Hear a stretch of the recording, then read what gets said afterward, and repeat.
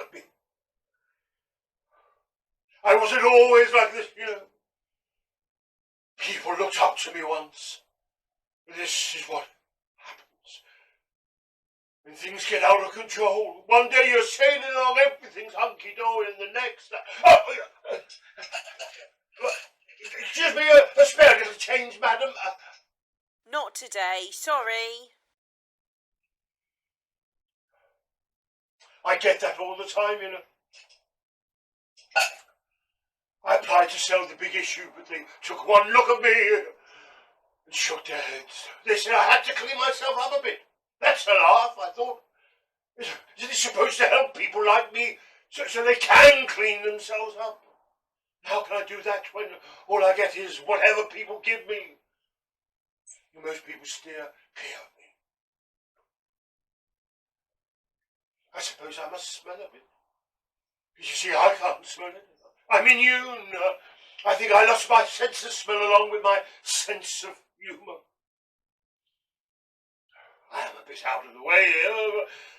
I came here for a bit of shelter, especially now it's cold, you see. It's tucked away in this little alleyway, so not many people know about it. I can keep out of the wind and rain, and I've made it quite homely. I'm probably trespassing, but no one ever seems to come here, so I'm all right for now. I've got a torch for when it gets dark. I got that the last time I went into the night shelter, but I'm not too keen on going there. No, the people are a bit rough, you see. Not really what I'm used to. Don't look at me like that. I told you this isn't how I've always been.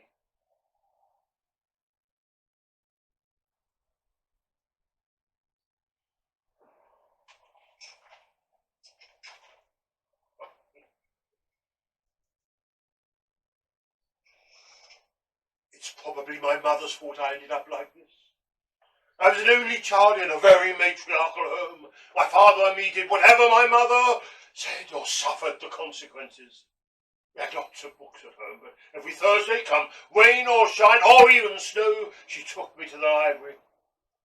As soon as I got in from school, I had my usual glass of milk, one digestive biscuit, always on the table ready for me. When I took off my school mackintosh and put it on the peg, on the coat stand, in the hall, and then off we went to the library to look at the dusty old books. I wasn't permitted to look in the children's section. Once I turned 8, though. She thought it was too childish for me. But I was a child, even as young as 6. She tried to steer me to the proper reading books with no pictures, even though I yearned to look at Paddington Bear or Dr. Seuss. Every Christmas I asked for the Rover book for boys. But I never got it. She somewhat forcefully encouraged me to read poetry and anything which she felt was highbrow, and I didn't realise it then, of course, but later she was what you call a social climber. She was very keen on the arts, and when I was 10, she entered me in a talent competition. She drilled me and drilled me every day till I could recite Shakespeare's Shall I compare thee to a summer's day by heart, and consequently I won. The prize was a book of children's verse. My mother was disgusted, as she felt I had long since surpassed such trivial reading material.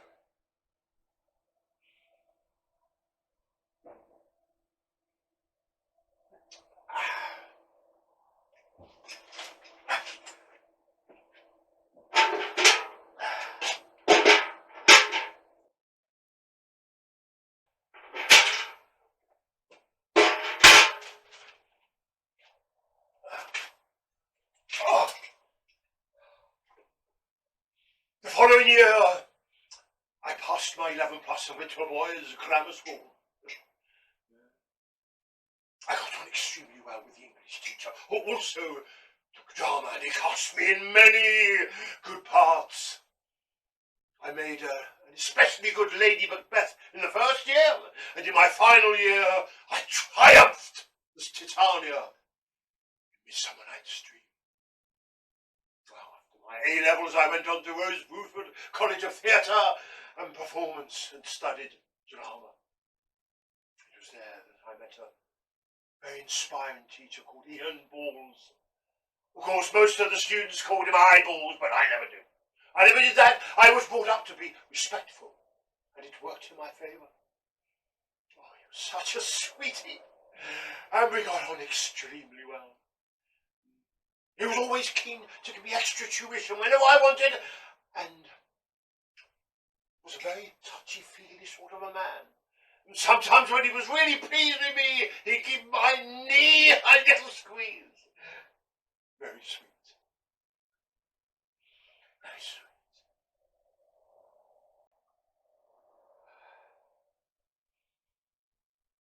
Well, as you can imagine, I became what you call a bit of a lovey. Oh, yes, I used to tread the boards in my day.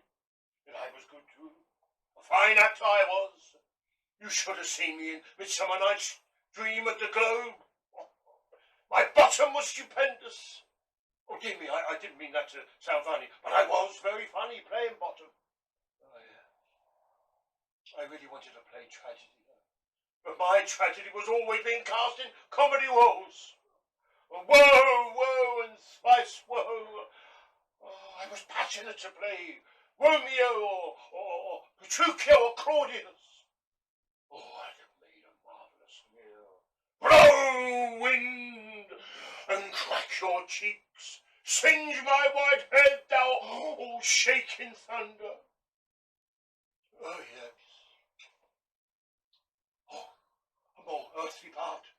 Max in Pinter's Homecoming. Oh, yes. In fact, any dignified or powerful role would have done, but after my bottom, things started to slide a bit. Spare a few coppers, mate, will you? Well, thanks for nothing, you miserable old bugger. You could end up like this. Just think on.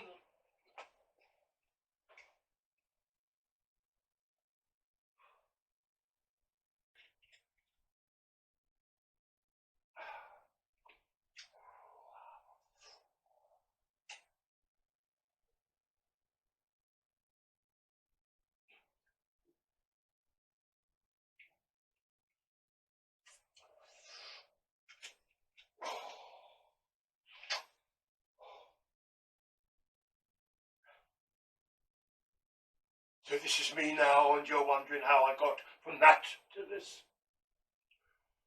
There's only one thing I can say, and that's the bottle. Yes, I took to the demon drink. You see, as I got older, things started taking their toll. The late nights, the line learning, the general way of life, moving from digs to digs, all round the country, and of course, the after-show drinking. Oh, the after-show drinking. I could never resist a drink. And then another. And then another. And I was usually the last one to leave the pub and crawl back to the current grotty digs. And if I was staying in a B&B, there were times when I couldn't get in. Some of those landladies were worse than my mother. Very strict. They'd lock you out, and I could end up sleeping outside. And in the end, I got the sack from my last play, waiting for Godot, who could pass. But we were only playing in a very small provincial theatre. And as you may have guessed, I had a little snifter or two during the interval. Got my lines muddled up in the second half. And if you're not familiar with it, it's a play about two tramps. Oh, the irony! But after that, my agent took me off their books. And that was it. I couldn't get any more work as an actor. I had no other skills. I took a job in a bar I got caught helping myself to drinks, and from there it spiraled down, down and down, till I ended up here. This is the best place I've found for a while now. No one bothers me here, and I can usually get enough from the few passers-by, and they'll stroll into town with my tin to keep me in boots. So long as I can put up with their sycophantic chats, some of the gooders do go on and on. But they do get me sandwiches and hot drinks, which keep me going, of course. I'd rather have money, but I suppose it's good to have some food every now and then.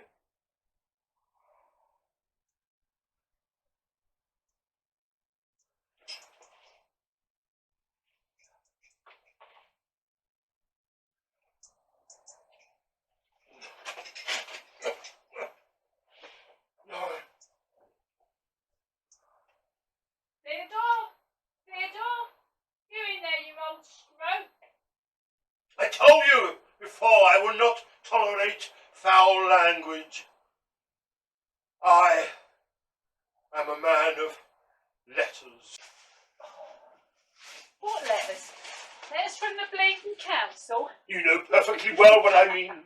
I studied at Rose Ruthwood College of Drama, and I have a first-class honours degree in drama and performing arts for my sins. Well, what are your bloody sins then, eh? I can't believe you ain't got none. You wouldn't be living here if you didn't.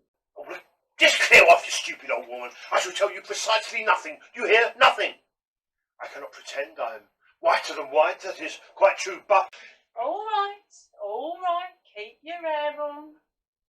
Did you know you missed Christmas? They was asking about you at the Sally Army Christmas dinner yesterday. Oh, it was lovely, it was. I had turkey, stuffing, roast potatoes, sprouts, carrots and loads of gravy, followed by Christmas pudding custard. Bleeding lovely. They had a free raffle and I got this hat. Oh, it's lovely and warm. It goes right over my ears, look. Oh, I got you a ticket and all. Even though you didn't turn up. Here. Open it so I can see what you got. The suspense has been bleeding killing me.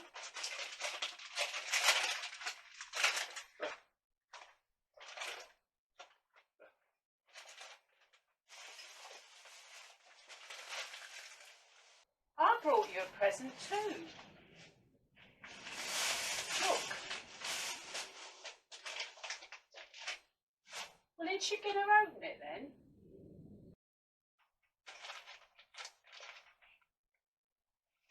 Well, ain't you going to open it?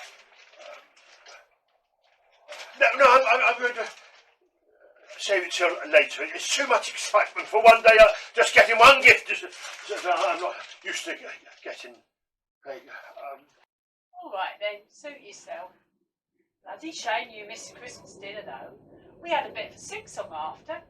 We could have done with you for some entertainment. You could have done a rectification or whatever you call it. I couldn't possibly do a recitation anymore, you stupid woman. Even if I could, do you think I'd perform for a bunch of Philistines? Oh, I don't think there was any Philistines there, no. I think everyone was English. I think you must have only one brain cell, Peg. I've told you before. Oh, look, please don't come down here disturbing me. Well, if that's how you want to be, you miserable old git, I'll clear off then. Shan't bother bringing you a present. You're not worth it. Well, it was a nice thought, Peg, and I'm sorry I was rude to you, but I do so value my solitude. Well, perhaps you just leave me in peace now. Well, ta-ta then. I'll pop round again when you're feeling a bit more friendlier. Stupid bloody woman. Her English is atrocious. That's one thing I can't abide, you see, living on the streets, the lack of culture. You know, let's see what she's got me.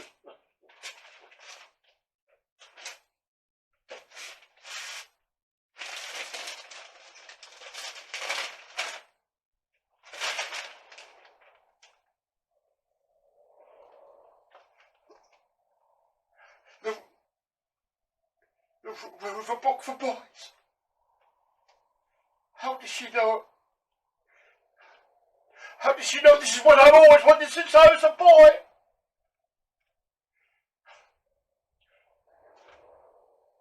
Thanks.